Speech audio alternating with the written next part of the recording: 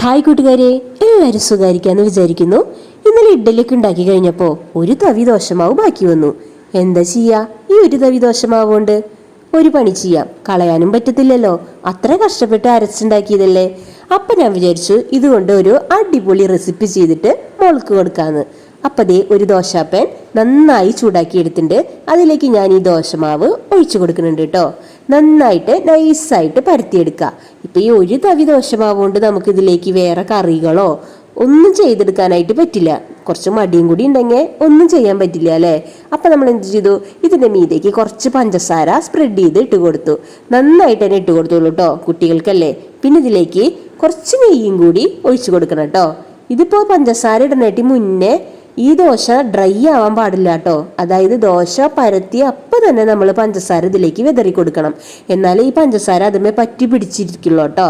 പിന്നെ മെൽറ്റായി വന്നാൽ നല്ല എന്താ പറയുക, മെൽറ്റായിട്ട് എല്ലായിടത്തും അത് പിടിച്ചിരിക്കും കേട്ടോ. ഇപ്പം ഇത് നെയ്യ് ഞാൻ എല്ലായിടത്തും ഒഴിച്ചു കൊടുത്തിട്ടുണ്ട്. ഇനി ഒരു 3 മിനിറ്റ് നേരം 2 വശം നന്നായിട്ട് ഫ്രൈ ചെയ്തെടുക്കാം കേട്ടോ. കണ്ടോ, ഇപ്പം ഇത് അങ്ങോട്ടും ഇങ്ങോട്ടും മറച്ചിട്ടിട്ട് ഞാനിത് ഫ്രൈ ചെയ്തെടുത്തിട്ടുണ്ട്. ഇപ്പം നമ്മുടെ എളുപ്പത്തിലുള്ള കാരമൽ ദോശ ഇവിടെ റെഡി ആയിട്ടുണ്ട് കേട്ടോ. എന്തൊരു എളുപ്പമല്ലേ ഇങ്ങനെ ചെയ്തെടുക്കാനായിട്ട്. മടിയുള്ള ദിവസങ്ങളാച്ചിങ്ങ ദോശമാവ് കുറച്ച് കൂടുതലുണ്ടിച്ചെങ്കിലും ഇങ്ങനെ ചെയ്തെടുക്കാട്ടോ. ഇപ്പൊ നമ്മുടെ അമ്മമാര് വിചാരിക്കും പഞ്ചസാരയല്ലേ വിതറിയേക്കണത്, അൺഹെൽത്തി അല്ലേ ഇതെന്ന്. വഴിയുണ്ട്, ദേ ഇതുപോലെ ഒരെണ്ണം കൂടി ഞാൻ ചുട്ടെടുത്തിട്ട് കാണിച്ചു തരാം കേട്ടോ. വീണ്ടും ദോശമാവ് ഒഴിക്കുക, നന്നായിട്ട് പരത്തിയെടുക്കുക കേട്ടോ. നമ്മുടെ ദോശപ്പാനിൻ്റെ വലുപ്പത്തിൽ ഇത് നന്നായിട്ട് നൈസായി പരത്തിയെടുക്കുക. ഇതിലേക്ക് ഇപ്പം ഞാൻ ചേർത്ത് കൊടുക്കുന്നത് നല്ല ബ്രൗൺ ഷുഗറാണ് കേട്ടോ ചേർത്ത് കൊടുക്കുന്നത്. അത് നന്നായിട്ട് തന്നെ ഇട്ട് കൊടുക്കാം. ഇതിപ്പോൾ അൺഹെൽത്തി എന്ന് ആരും പറയില്ലല്ലോ.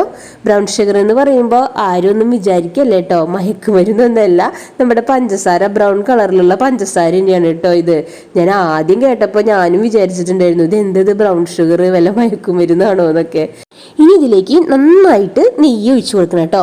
കുഞ്ഞു കുട്ടികൾക്ക് കൊടുക്കണതുകൊണ്ട് നമ്മൾ കുറച്ചധികം തന്നെ നെയ്യൊക്കെ നന്നായിട്ട്, മധുരമായാലും കുറച്ചധികം തന്നെ ഇട്ട് കൊടുക്കുക കേട്ടോ. ഇതിപ്പോൾ പഞ്ചസാരയ്ക്ക് പകരം ഇപ്പോൾ ബ്രൗൺ ഷുഗർ ഇട്ട് കൊടുത്തില്ലേ, അതിന് പകരം നമുക്ക് നല്ല ശർക്കരയുടെ പൊടി ഇട്ട് കൊടുത്താലും നല്ല ഹെൽത്തി ആണല്ലോ.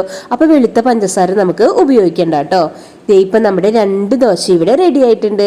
ഏത് ഇഷ്ടച്ചെങ്കിൽ നമുക്ക് കഴിക്കാം. നല്ല ടേസ്റ്റാണ്. കുട്ടികൾക്ക് കൊടുക്കാനായിട്ട് ആ ബ്രൗൺ ഷുഗർ ഇട്ട ദോശ തന്നെ കൊടുത്തോളൂ കേട്ടോ. അപ്പോൾ ഈ അടിപൊളി റെസിപ്പി എല്ലാവർക്കും ഇഷ്ടമായി എന്ന് വിചാരിക്കുന്നു. ഇഷ്ടമായാൽ എല്ലാവരും ഒന്ന് ലൈക്ക് ചെയ്യുക, പിന്നെ സബ്സ്ക്രൈബ് ചെയ്തിട്ട് തന്നെ സപ്പോർട്ട് ചെയ്യുക.